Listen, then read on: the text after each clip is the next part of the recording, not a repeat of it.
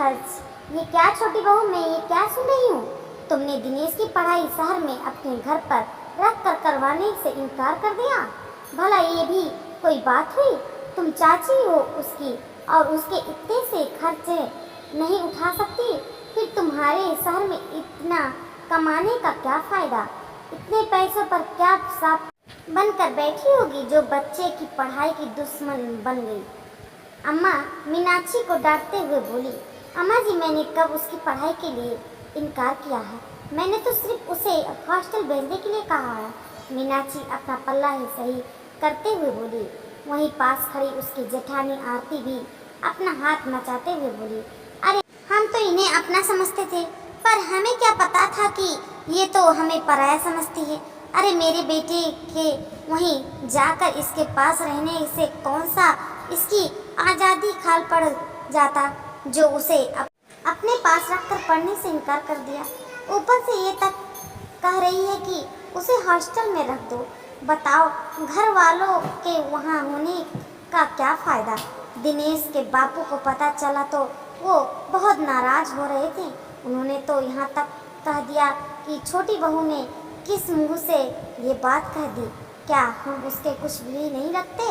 आरती की बात सुन अम्मा गुस्से में तमतमाती हुई मीनाक्षी से बोली, देख छोटी बहू, तू छोटी है तो छोटी बनकर रह, ज़्यादा सिर पर उड़ने जरूरत नहीं है। तेरी हरकतें से दोनों भाइयों के रिश्ते पे खटास आ जाएगी। और तेरे कौन से खर्च करवा रहे हैं हम लोग? हम तो हमारे बेटे से बोल रहे हैं, और वैसे भी बड़े बेटे बहू दिनेश की कॉलेज की फीस देने को तैयार है तो हैं। तुम्हें बस उनके खाने पीने का खर्च करना है। एक इंसान के खाने पीने का खर्च में क्या जाता है? अम्मा जी, सिर्फ खाने पीने की बात होती तो बात अलग थी।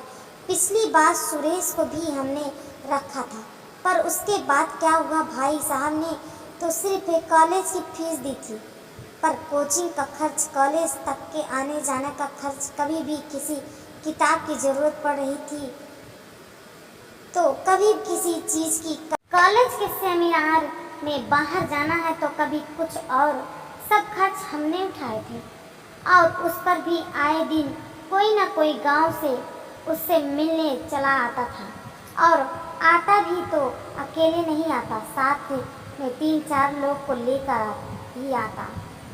अब उनको सिर्फ खिलाना पिलाना कर तो भेजेंगे नहीं, शहर भी घुमाना पड़ता था। यहाँ तक कि जब वापस गांव आते थे तो कुछ न कुछ विदाई देना ही ज़रूरी होता था, नहीं तो लोग यहाँ आकर आप लोगों से शिकायत लगा देते थे कि मेहमानबाजी अच्छे से नहीं की, और आप फटाक से फ़ोन खड़ा कर देती कि हमारी नाक कटा रहे हो। कितना बजट बिगाड़ गया था हमारा। ऊपर से ये भी ताने सुनने थे कि हमने सुरेश से घर का काम करवाए हैं, उसे मुफ्त में अपने घर में नहीं रखा। तो बताइए अम्मा जी, अपना खुद का काम तो खुद ही करना पड़ेगा। मेरे बच्चे भी अपना काम खुद करते हैं, वो तो उससे छोटा है। मीनाक्षी ने ये बात आरती की तरफ देखकर कही तो आरती ने अपना मुंह दूसरी तरफ कर लिया। ये देखकर मीनाक्षी अम्मा जी से बोली, देखिए अम्मा जी, मैं साफ साफ कह रही हूँ, इतने खर्च हम तो नहीं उठा पाएंगे। मेरे बच्चे भी अब कॉलेज में आ चुके हैं, हमारी भी अपने खर्च हैं। आखिर नौकरी के अलावा दूसरा कोई कमाई जरिया नहीं है हमारे पास। मीनाक्षी के इतने लंबे चौड़े भाषण को सुनकर अम्मा चिढ़ते हुए बोली, अच्छा तुम दोनों पति पत्नी मिलकर कमाते हो, फिर भी हमेशा खर्च का ही रोना रोते हो।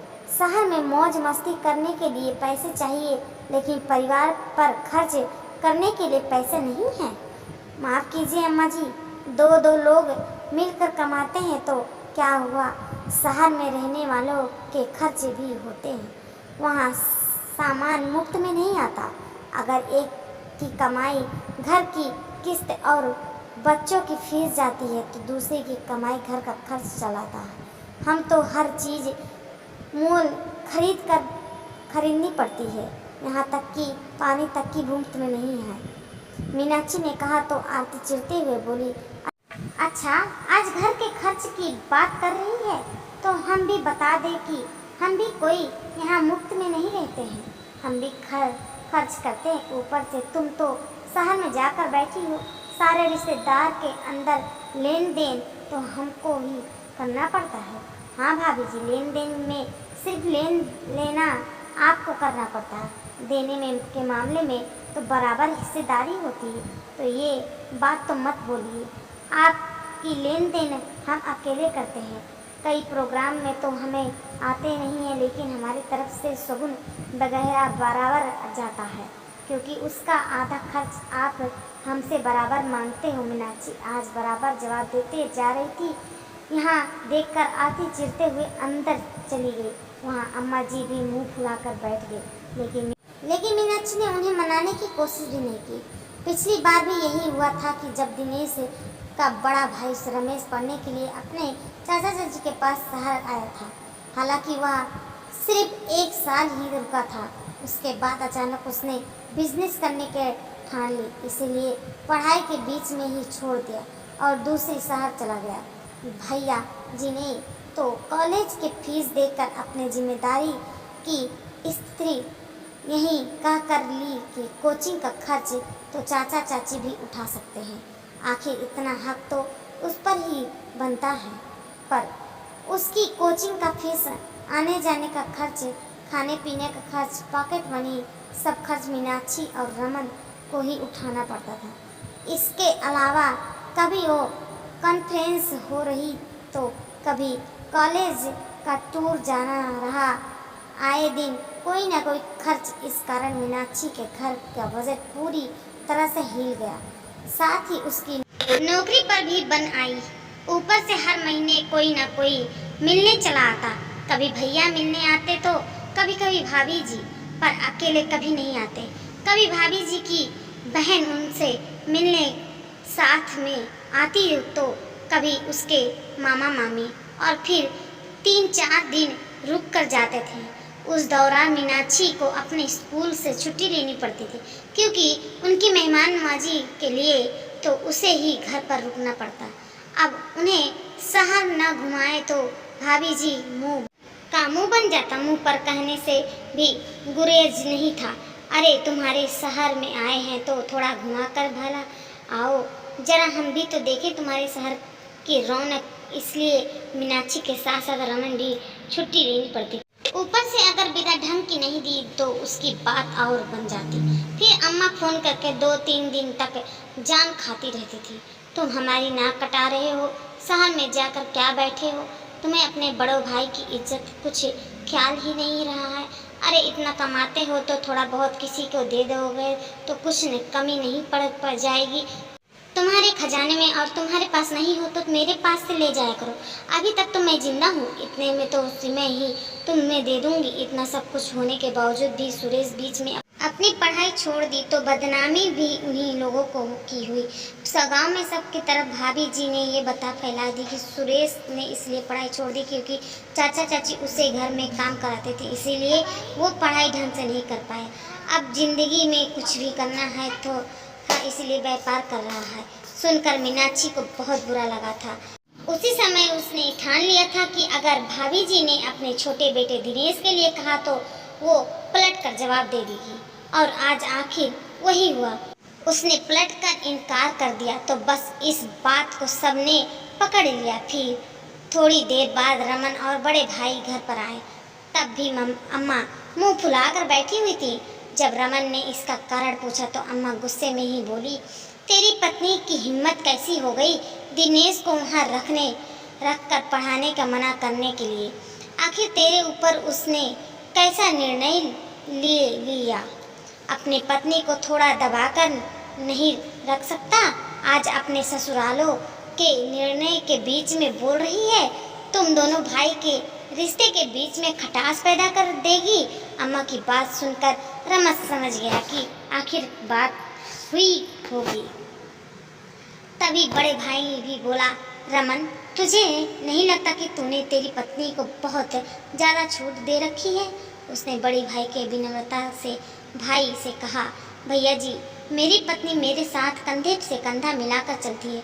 जब घर में खर्चों में बराबर मेरे साथ खड़ी है, मेरे घर को बनाने व मेरे साथ खड़ी रहेगी तो उसकी दबा कर रखने तो बेवकूफ़ी है ना। मैं इस पर विश्वास नहीं करता। फिर अम्मा की तरफ मुँह करके बोले, अम्मा मैं और मीनाक्षी घर कैसे चलाते हैं ये हमारा जी जानता है।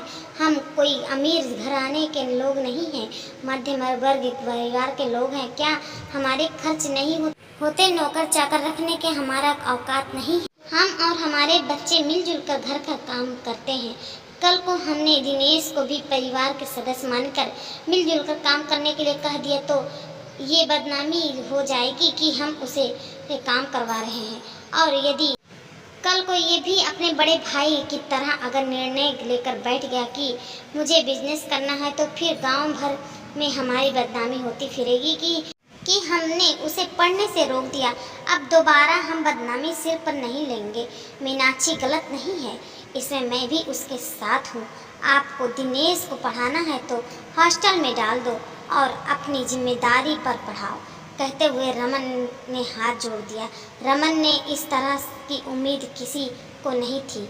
उसका कड़ रुख देखकर अम्मा हैरान रह गई। आखिर रमन के आगे तो किसी की न चली और सब चुप रह गए। आखिर दिनेश ने हॉस्टल में रहकर अपनी पढ़ाई पूरी की।